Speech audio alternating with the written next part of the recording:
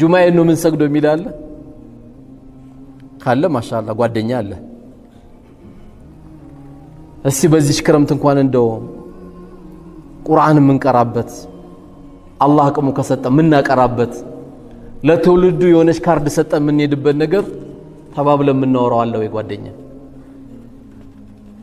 በሆነች ግርግር ብልጭልጭ ያለች ዱንያ ትመጣለች ብዙ ሰው ያጅባሃል ብልጭልጭ እንዳለችው ደግሞ ዱንያ አለች ጥፍት ትላለች እንዳለ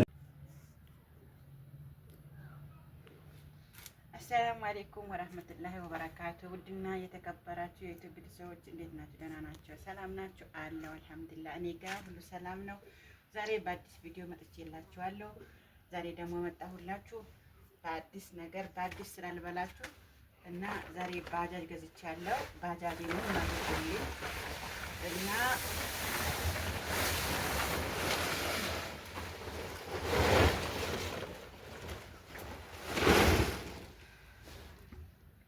እና ዛሬ ይሄን ባጃጅ ገዝቼ ይሄው ከች ብያለሁ ማለት ነው ይህ ባጃጅ ደግሞ ገዛሁት ምክንያቱም ኢትዮጵያ ስትገቡ አለ ሌላም ስራ አለ ግን ኢትዮጵያ ሲገባ ዛሬ ከአንድ ሚሊዮን እንኳን ይዛችሁ ብትገቡ ምንም ዋጋ የለውም ጥሩ ስራ አይሰራላችሁ ማለት ነው ስለዚህ ይህን ባጃጅ ደግሞ ገዛሁት እኔ ያስኩት ብር ከዛ በላይ ስላልሆነ ያስኩትን ብር እንዳይጠፋብኝ ሌላ ነገር እስከማመቻች ድረስ ማለት ነው እስከዛ ይሄን ባጃጅ ገዝቻለሁ ከዛ ደግሞ ይህ ባጃጅ ደግሞ ገዛሁት ምናልባት አዲስ አይደለም ግን ምንድነው ወጣ ገባ የሚባል ነገር አለ ማለት ነው ወጣ ገባ የሚባል ነገር አለ እሱን ነው ገዛሁት ያው ያስኩትን ብር እንዳይጠፋብኝ ሌላ ስራ እስከማመቻች ድረስ እስከዛ ብዬ ይሄን ባጃጅ ገዝቻለሁ ማለት ነው ግን ለምንድነው ገዛሁት ምክንያቱም ያስኩትን ብር እንዳይጠፋብኝና ታውቃላችሁ ኢትዮጵያ ብር ካዛችሁ እንዴት እንደ ውሃ ነው እንደ ቅቤ ነው የሚሄደው ማለት ነው ግን ከዛ ደግሞ ቢያንስ ይሄን ባጃጅ ገዝቼ ማለት ነው እና ወደዚህ ያሳያቸው በካሜራማን ገብቼ ላውራ ወደዚህ ሾፍር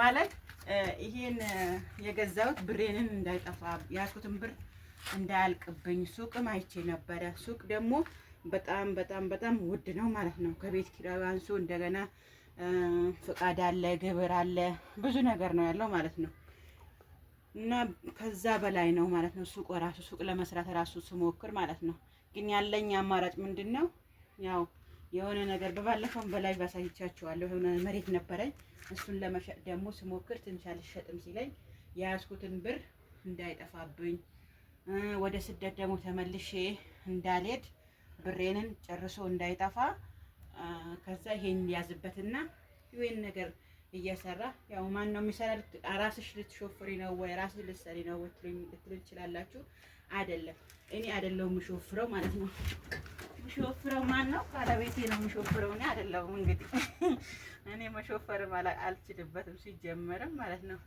የምሾፍረው ማን ነው እሱ ባለቤቴ ነው የምሾፍረው ግን አልহামዱሊላህ ያስኩትን ብር እንዳይጠፋብኝ ያስኩትን ብር እንዳያልቅብኝ ይሄን ገዝቼ የተወሰነ አክል የሆነ ነገር እስከማመቻች ድረስ ይሄን በዚህም ባጃጅ ብሬንም በዚህም ባጃጅ ጥዬዋለሁ ማለት ነው እና እናንተንም ብራችሁ ይዛችሁ ከመጣችሁ ከነገ ወደ እንሰራለን ስራ እያማረጥን ታውቃላችሁ ኢትዮጵያ ማለት ትንሽ ብር አይበቃም ብያችኋለሁ ትንሽ ብር አይበቃም ማለት ነው ትንሽ ብር በፍጹም አይበቃም ስለዚህ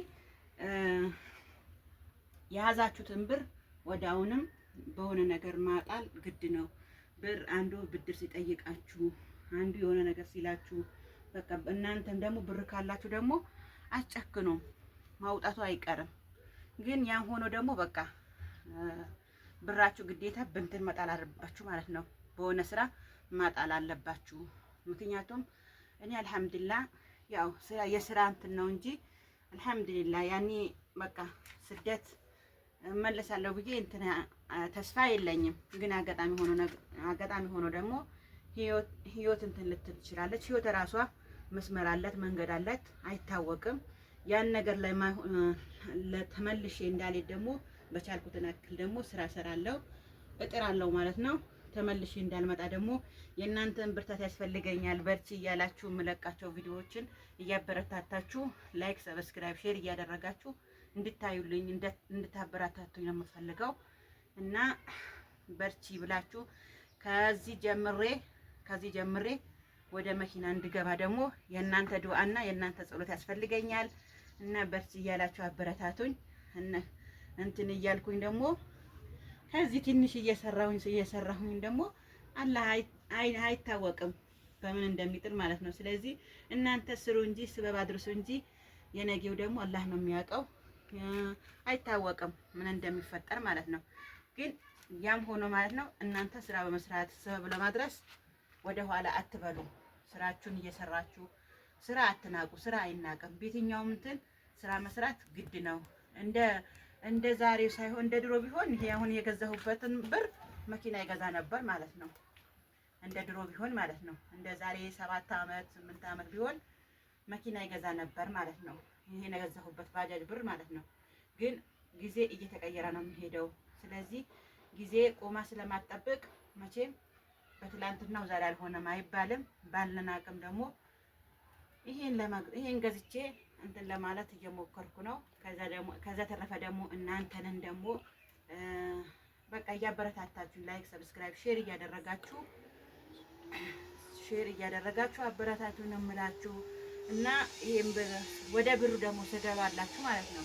ወደ ብሩ ስገባላችሁ በጣም የሚገርም ነው። የሚገርማችሁ ነገር ደግሞ እንትኑ ባጃጁ አዲስ አይደለም ወጣ ገባ ነው መሰለ የሚባለው ማለት ነው። እና ትንሽ 5 ወር 6 ወር ተሰርቶበታል ማለት ነው። ስለዚህ ያን ደግሞ 6 ወር 5 ወር አዲሱ ቢባል በጣም ውድ ነው ማለት ነው። በጣም ተወዷል ማለት ነው አዲሱ ማለት ነው። ግን ይሄኛው ወጣ ገባ ይባላል። ከ6 እስከ 7 ከ50 እስከ 8 ባለው ነው የሚገዛው ማለት ነው። አዲሱ እስከ 1,950,000 እስከ 1 ሚሊዮን ነው የአዲሱ ማለት ነው። እኔ ደግሞ ይዤ የመጣሁት ከዛ ከ1 ሚሊዮን በላይ ብር አይደለም። ታውቃላችሁ ብዙ ነገር አለ፣ ልጆች አሉ፣ ማስተማሪያ አለ፣ ብዙ ነገር አለ ማለት ብዙ ወጪ አለ ማለት ነው። ሳየው በቃ ብሬን እንደ ቅቤ እየቀለጠብኝ መጣ ማለት ነው።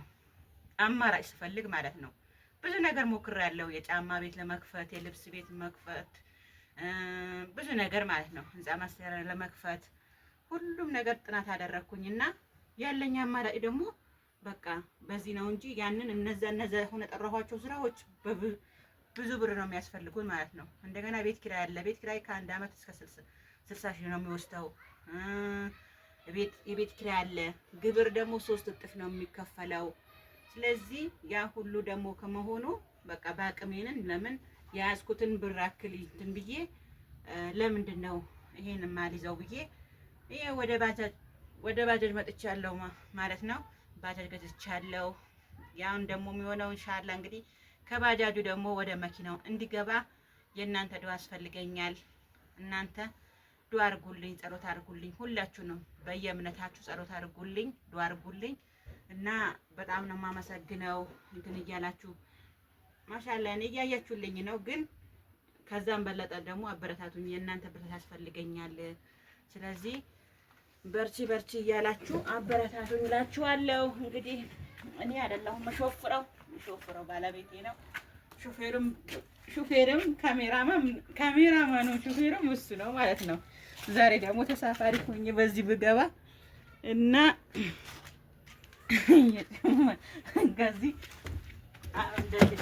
እዚህ ጋር ግን የሌባ ወንበር የሚባል አለ እዚህ ጋር ማለት ነው።